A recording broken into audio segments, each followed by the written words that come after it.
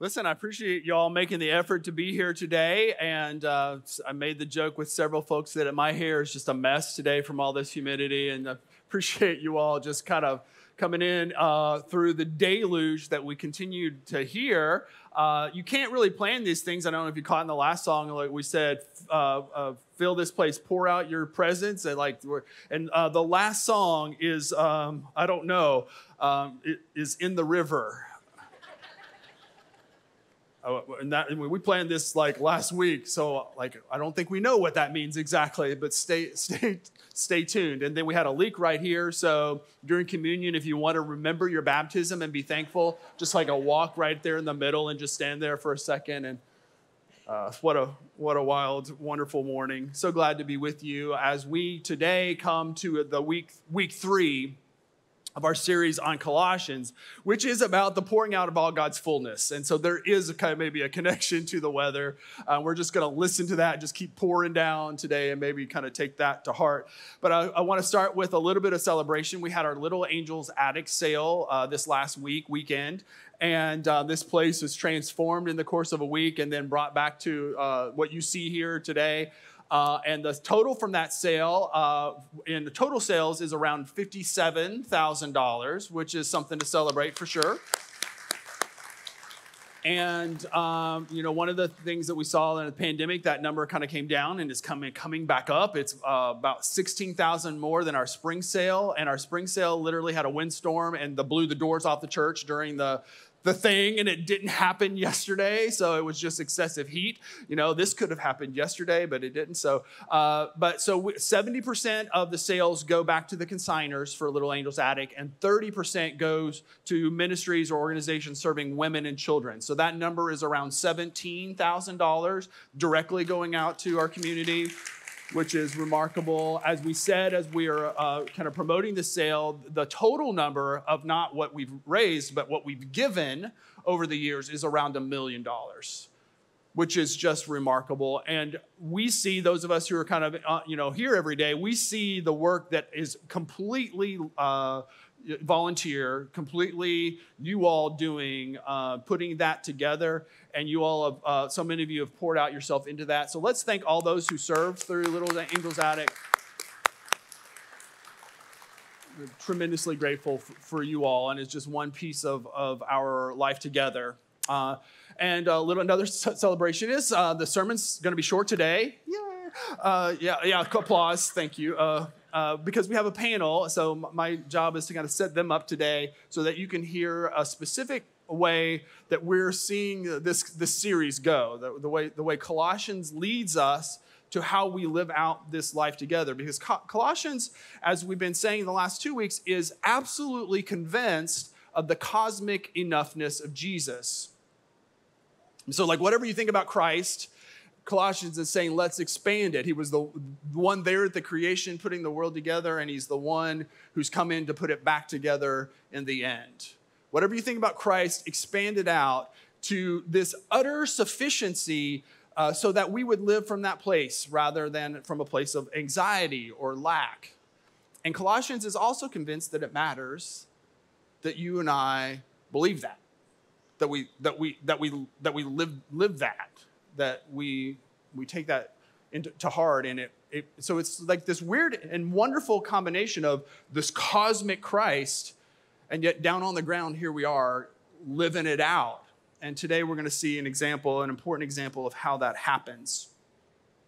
As we come today to the scripture that is the title for our series, that contains those specific words, Christ in you, the hope of glory. And I can really think of no better summary of the thing that we have been saying about Colossians, that cosmic enoughness of Jesus lived out in people. It really raises the expectation. So what I want to do, I usually have 8 pages of sermon. I have 4, all right? So you're going to hold me accountable so we can get to important stuff. Is just a breakdown of that simple sentence, that phrase, kind of word by word here for just a few minutes.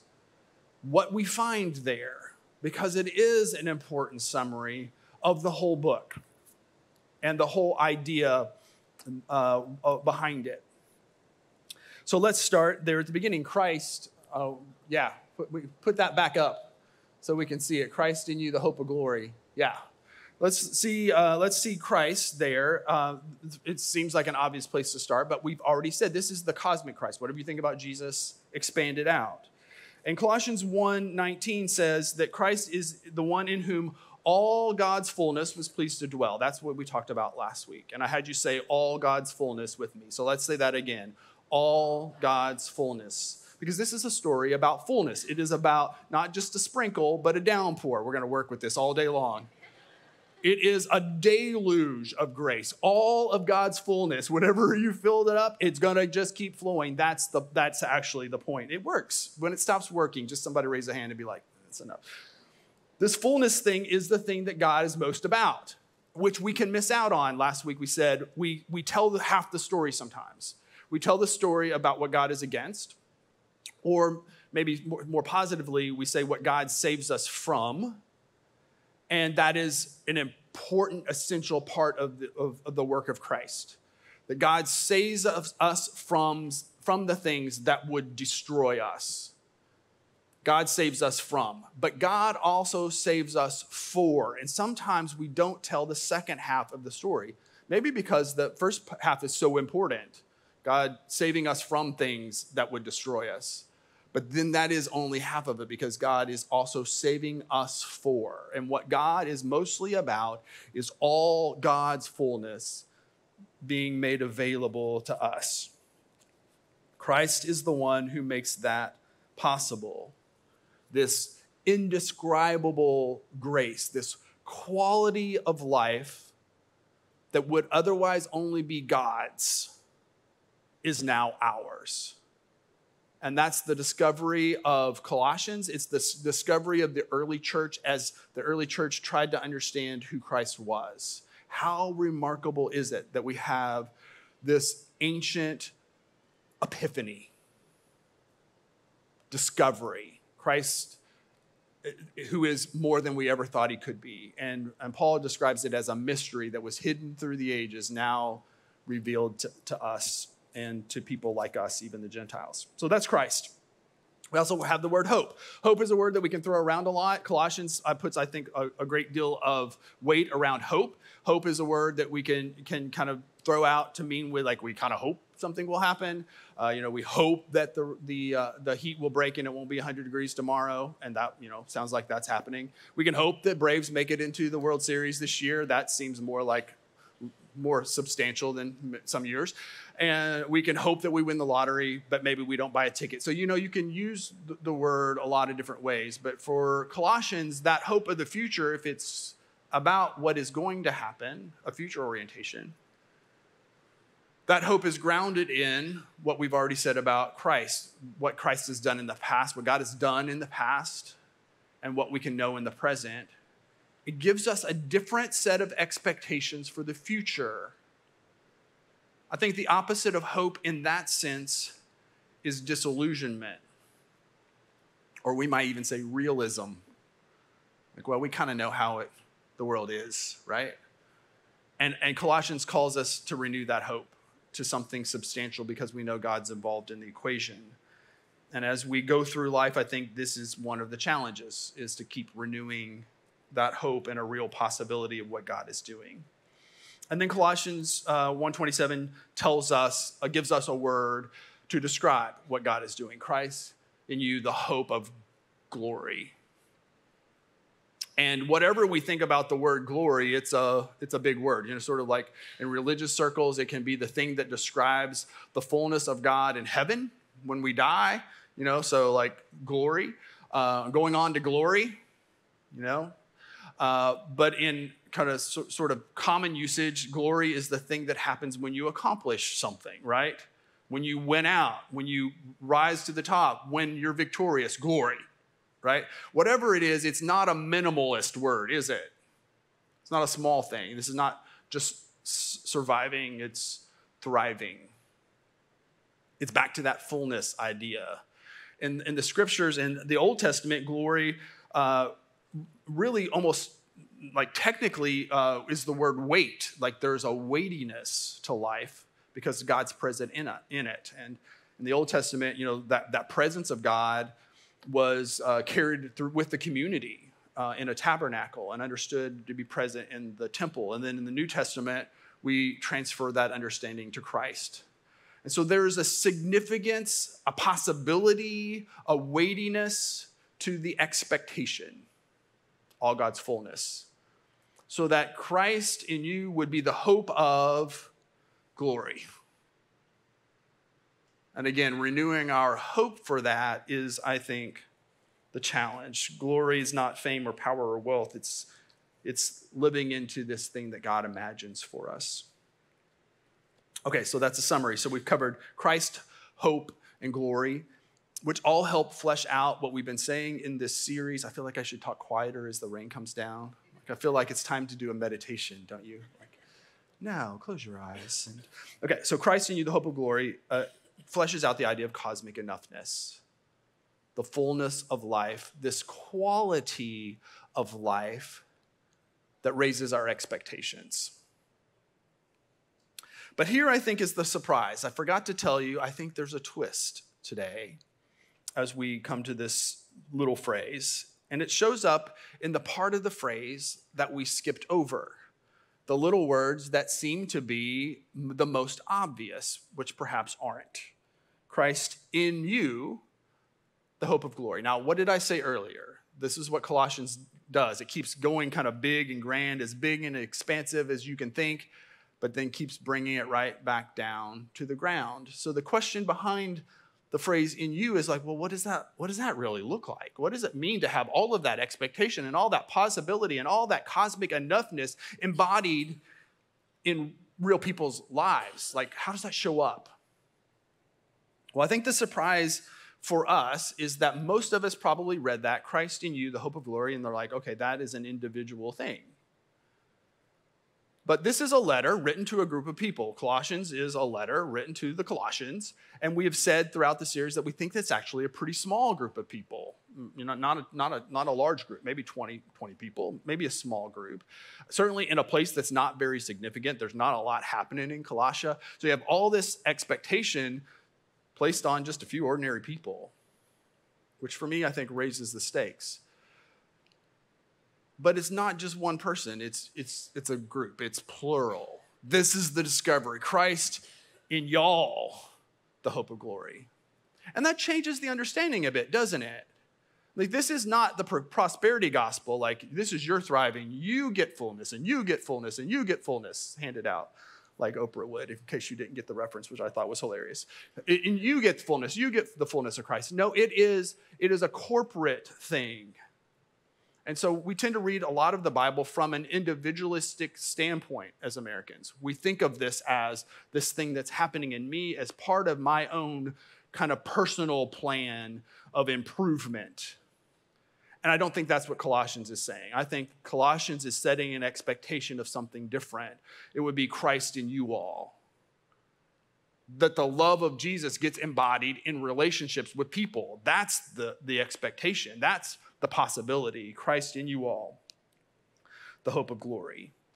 That the hope all along has been that there would be a distinctive quality of relationship lived out with real people in the world. That there would be a people blessed to be a blessing to the rest of the world.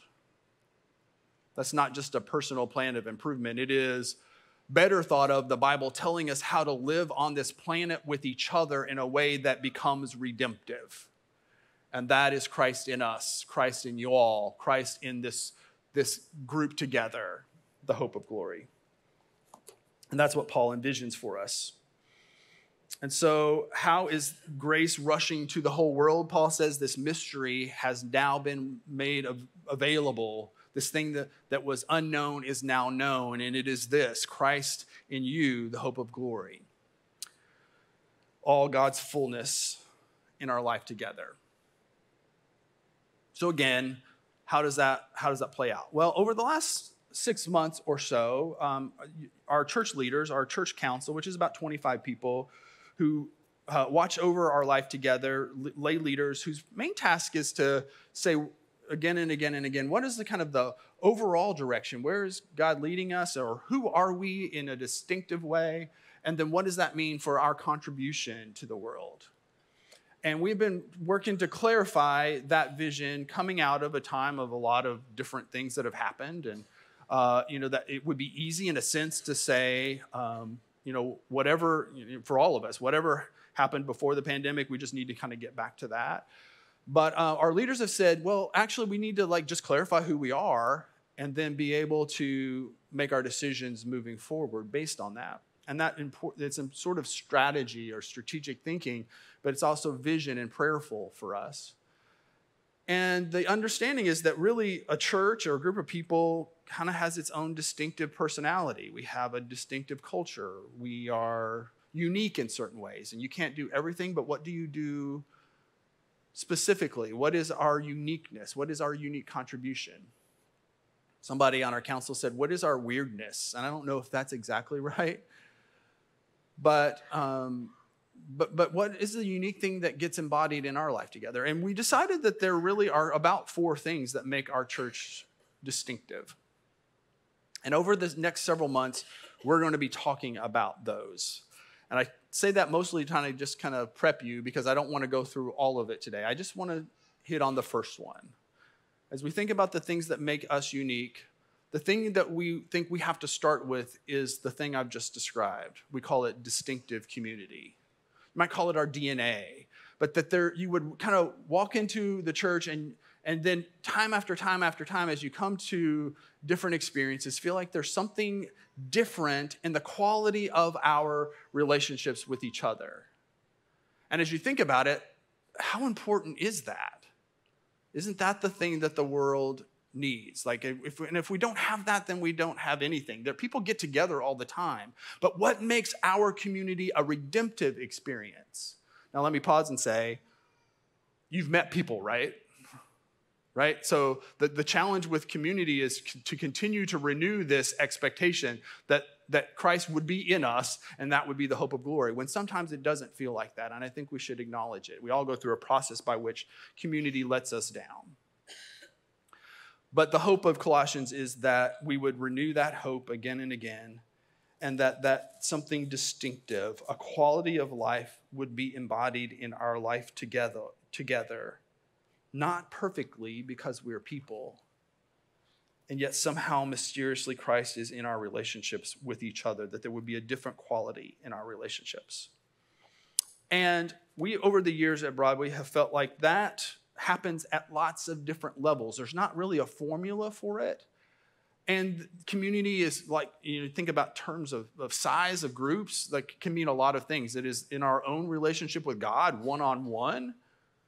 But it also expands out to a room like this of people. And one of the things we've done during the pandemic is said, you know what, we're going to steward our life together at the 9:30 service almost like it's its own community, because the people that you worship with, it matters. And that should be a little bit deeper than just showing up and not knowing people's names and not being able to make connections. We need communities like that. But then there are a lot of stages in between. You might have 2 or 3 people that you kind of know they know your whole story, and you're able to really talk about anything.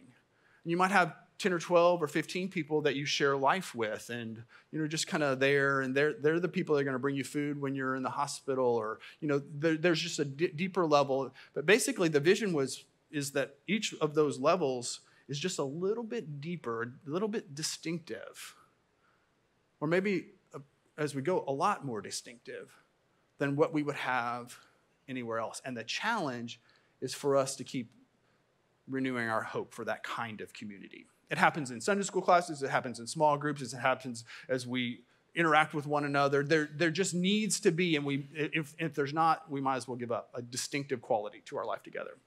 So what we thought we would do today is just invite some people up who are in that mix. So we're experiencing community, and we could have invited any number of you up, but we have a panel today who's going to share about their experience of community and why it matters to them. And probably one of them on their own may not, it'll be awesome. But altogether, I think you'll get a picture of the kind of thing that we're talking about. And as we're coming into a time when we are re-upping for community, what kind of the strategy for us is that if you're not in a group, then we do a regroup session where all the groups come together, and we launch new groups on Wednesday nights, and we sit around tables and we talk together, and we we interact, but we start new groups about twice a year that help people get connected, and that's coming up. So you might be thinking about that. But if you are on our panel today, I invite you to come on forward. We have Mike and Amanda Hall over here. I didn't know if you were bringing Poppy with you or not. Okay, so fighting over the... She's the first person to yeah. Yeah, so yeah, when your friend is the person who delivers your baby and holds her at church. Like, okay, so there's community, right? We're already talking about this. Butch and Lee Fain and Erica Cassidy, would you welcome them all up for taking the chance and taking the risk and having the courage to talk to us? And I certainly don't want you all to feel like there is a ton of pressure. You don't have to say all the things. But your experience is important, and we see ourselves in your stories. So I really appreciate you taking the chance to do this for us. And the rain kind of stops, so you don't have to scream into the microphone. You do have to hold it up close. But Mike, if you don't mind, I just invite you to kind of answer the questions that we asked you to prep, to just think through, like what's your experience? So what do you do? Are you in a small group or whatever? What's your experience or beyond that? And then why has it been important to you? So it was kind of interesting with the idea of community, because I never really thought of it from a standpoint of the role since we've been here. But we basically came about 5 years ago for work. And in the beginning, we didn't know anyone. We really had no community. We were actually 6 months pregnant. We didn't have a doctor. We didn't really know how that was going to even play out. And then come to find out, actually, Amanda's childhood friend is coming to move here as well, and she happens to be a doctor. And I think originally the thought was a pediatrician, and come to find out, actually OB, which we really needed. Yeah, so and then you've had now three children, so it's that part worked out. Yeah, but even because the 6 month part, it's hard to get in with some providers. So there was almost we didn't know if we were going to get anyone, and so just that role ended up being such a huge relief for us to know that someone we trust, that we have a great kind of situation set up with. But that really was our kind of community, and that was part of how we ended up at Broadway. We kind of followed that community here. And so really through kind of this transition, I really feel like we've had a community within Broadway or within the church, not necessarily with. And then over time, with different groups and different offers of leaning in, to which we've kind of accepted, this really has grown, and especially with the small groups, the community has expanded. And with that, it really has developed a community with church as opposed to just within. Mm-hmm. And so I think that actually has been such a exponential impact on support structure, things that we never really thought we would get out of it. But even just, I remember you were talking about, watching the girls and just seeing the older, kids kind of rally around them, and that they love your daughter, they love your kids, and you're kind of like, what? Oh, wow, that's really awesome. Emmy early on kind of made a really good connection with Lucy, and that was one where it really kind of helped her love for the community here as well. And I think, through this, that idea of seeing the glory and seeing the grace and seeing the positive, seeing the fruit that comes out of, this progression of community has been unbelievable. It was actually far more than I expected. And to be honest, I probably was more one of those of, have more tendencies to, I need to do everything myself. It really is your relationship with God as opposed to a communal relationship with God. And that has completely changed with what I've seen. And so, seeing this really has, I think, confirmed and really affirmed my faith, as well as greatly impact our lives. Especially seeing with two girls end up going to NICU initially. And the differences between the first and the third are huge. Just the support system, the structure, it really was so different, to go through that. It's been amazing. Thank you, Mike. I definitely appreciate your, especially the part of so a lot of us are kind of achievement oriented, and we have a full schedule already, right? So kind of do our thing. But what we discover is actually that doesn't work as well as we think it is. It should, and it does. And so, I appreciate you sharing that. All right, Amanda. So I'm going to go backwards a little bit. I grew up in the church in a big neighborhood that my parents had built a community, of adults and all of their families. And so I grew up as a kid, feeling very loved and feeling connected to my friends, etc. And then we moved when I was 12, preteen, and had to redo all of that. And actually, that's where I met Ashley and Brian. And Brian. He knows this place. It's okay. But the big thing about that is that 5 months after we moved, and we had started going to the church that Ashley and Brian also, their families went to and were members of, and I had a completely freak accident playing softball and fractured my skull, etc. Had to have a really big surgery. And I didn't really know these people, right? Like, we'd only been there 5 months. Like, I was getting to know a new school, a new church, etc. But the community that rallied around my family and the peace that I felt could have only come from the Holy Spirit, right? Like, it could only come from the quality of that community coming together and embracing us, because they loved us, even though they didn't totally know us yet. And I have always wanted that for my future kids, the kids we now have. But I only knew that community as a kid. I hadn't experienced that as adult, as a mom, as a wife, right?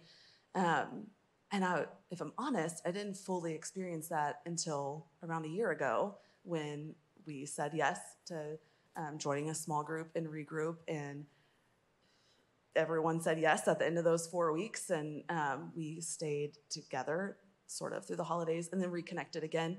But those people now feel like my people, you know, like those Broadway is our community, but like those are those 10 to 15 people, right? Although if you count our kids, we're all outnumbered. We've added 2 more since then. But like I didn't fully realize what that looked like as an adult. Does that make sense? Right, and that yeah. I needed Yeah, it. right. That wasn't just about my kids and them feeling loved and connected, but it was also about us feeling that connection and that support and that, the reality that we all are struggling through things, and a lot of it is similar and it's relatable, and yeah. Well, and again, so we hear the theme of, as an adult, and there are seasons of life where this changes, right? But you think about people that you met as a kid who are still part of your life, you kind of don't know. Sometimes, I heard somebody say, people either come into our lives for a season or a reason or a lifetime. And we don't know when you start a relationship or get kind of lean in, you don't know which one it's going to be. And that's part of the beauty of this, is how it plays out. So thank you for y'all's story. Let's thank them for sharing. All right, we're going to come.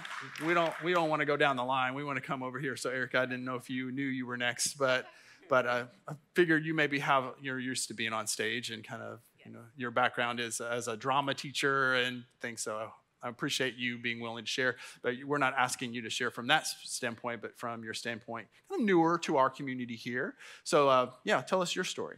Okay. There is actually a big connection between my role as a theater teacher and Broadway. But that's later in the story, so don't. I won't get ahead of you. You were trying to get ahead. Calm down. So when I was thinking about what I wanted to say today, in 2 to 3 minutes, because people who have talked to me know that I talk a lot, so give me a warning. But when I was thinking about what I was going to say, I was thinking about it in terms of an example and a non-example. And so I think my past religious experiences, spiritual experiences prior to coming here, provide a lot of non-examples of what we're talking about today. And then since I came here, which was in January, by the way, not very long ago, I'm more spiritually alive than I've been in my entire life. 100% true. So I grew up in a community And when I was thinking about how to talk about the differences in those communities, I decided that what I grew up in was a community of exclusion. And what I found here was a community of inclusion. And I grew up in a community that offered really finite answers, but that didn't offer a lot of grace on the path to getting to those answers. Okay. So there was not a lot of room for discovering Christ. There were just answers. And a lot of fear and anxiety about whether or not you were doing that the right way. Am I correctly doing, am I doing God right? I don't know. And I'm really scared that maybe I'm not. Right. And so my husband and I, when we had kids, that wasn't working for us anymore, but we didn't know how to talk about it, not even to each other, because there was a lot of fear about, we can't say no to this. We can't, our families are part of that community. We can't disobey. Obedience is really important in the community we grew up in. And yet this feels so scary and so wrong. So we had been married 10 years before we ever sat down and had an honest conversation about our spiritual selves and the state of our hearts. And all of that sort of happened right before I came here. And so I think God was preparing me in a lot of ways. I think the pandemic played a big part in that because we kind of separated ourselves from the church that we were going to because we had to. Right. And that gave us the space that we needed to think, is this serving my heart well? And so, and then God did his thing. And then in January, we moved here to Bowling Green. And a parent that I had met because I directed her son in the drama club, she was like, you should come to church with me at Broadway. And I was terrified to come to a church like this. I was terrified to come, I think I've told Martha this before, but to a church that played instruments because that's really frowned upon where I came from. And I was afraid to come to, I was afraid. You're was like literally afraid. Inches away from the drum set. I know, Yeah. but there's no fire burning, so I think I'm okay. I was so afraid, and the whole time, and I was bringing my kids, and the whole time I was coming, I was praying. I was like, okay, God, I know that you and we're kind of, I don't know where we are, but if this is wrong, just let me know that it's wrong. Loud and clear, let me know. And then I came here, and my friend Amy was just introducing me to everyone, and it was the most genuine kindness I have ever seen from a group of people. And then I started realizing that a lot of the students that I interacted with, or whose parents that I interacted with, were also from Broadway. And I was like, okay, this is a trend that I see. So the community was presenting itself to me through individuals before I even knew about this community. And so when I saw that,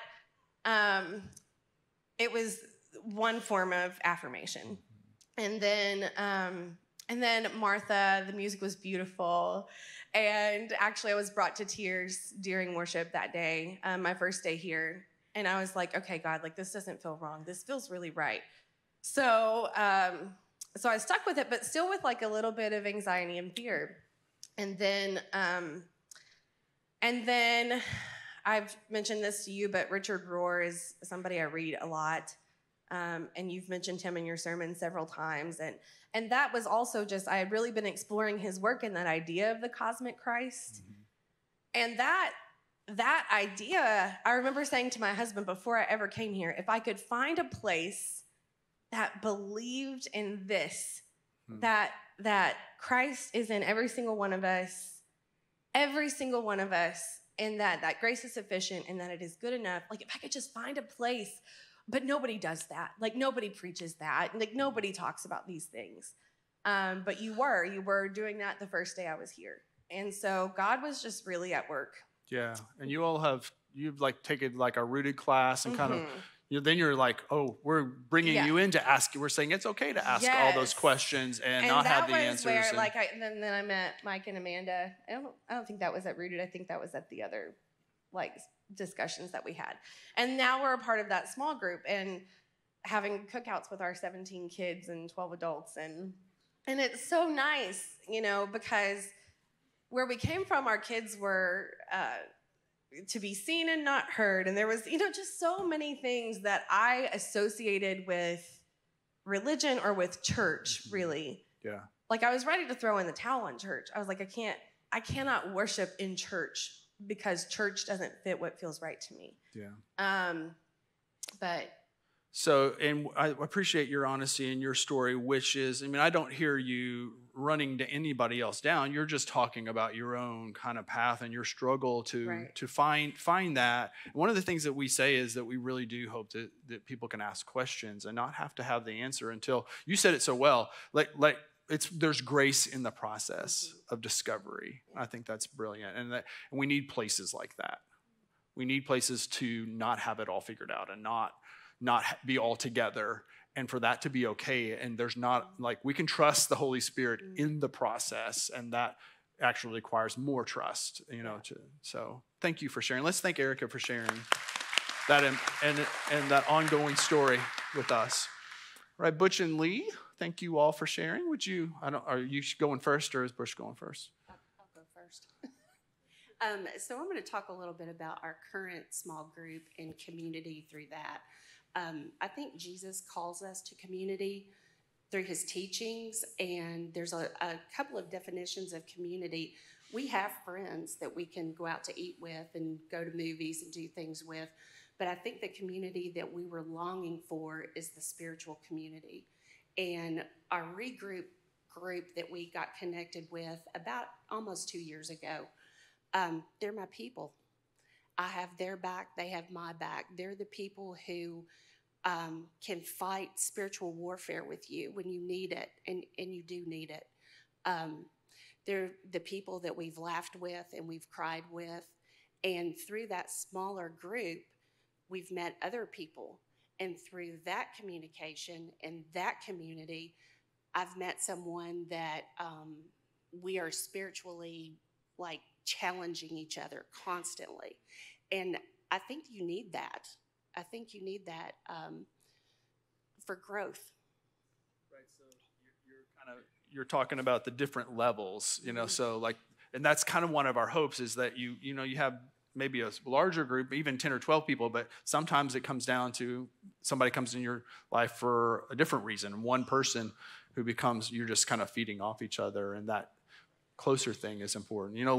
Lee was our son Isaac's preschool teacher when he's turned 19 this week, and we were struggling. He was having a little bit of hard time in the ELC, and Miss Yee really is an important part of our story. So so this is an ongoing thing, and I hear you continuing to just be on that journey and leaning into it. Yeah, thank you. All right, Butch, let's bring it home. There's a reason, I guess, I'm in last place for fear of running over time, right? And I don't, and we'll see. So, as part of my church community, I remember we were having a difficult time fitting into a church, into a place. My kids were having a hard time fitting in, but Leanne was a ELC preschool teacher here. So she continues to do that. And one morning she decides, she wakes up and says, I'm joining the church this morning. I said, let me get up and get dressed. I'm going with you. So the first time I set foot into Broadway, I joined the church. If it's good enough for Lee, it's good enough for me. So that's how I ended up here. The sense of community, though, is something different. Leanne says that my love language is a language of service. It gives me a self-worth. So some friends of ours, Barb and Scott Higdon, during the tornado last year, experienced tornado damage and fallen trees. They had some roof damage and a rear window busted. But here I am. I joined part of the chainsaw crusade for a church member and a friends, and got over there, and Lord have mercy, there were 40 people in their yard. There were 25 chainsaws going. Some lady pulled up in front of me and opened a back hatch and said, how many people are here? I said, well, it's about a dozen. She gave me a box of box lunches. Then she gave me 2 dozen waters and drove off. Haven't seen her since. Have no idea who that was. So what a sense of community. Fast forward 6 months later, one of the individuals that was there who attended church here pretty regularly, John Lee, Scott tells me that he goes to John's house and the trees are still down in his yard. But he was one of the people there in our church community helping other church members. Yeah. So, as it should have been, we suited up, and on a Saturday he was gone. We cleaned up his yard. He had no idea. So, six trailers, Scott, 6 trailers of 6 trailers of wood, fallen timber, that were in his yard. Yeah. And that's what the sense of community is, a sense of love and commitment without any strings attached. There's nothing that says you have to be there. There's nothing that says we need you there, but you're there when you probably least expect it.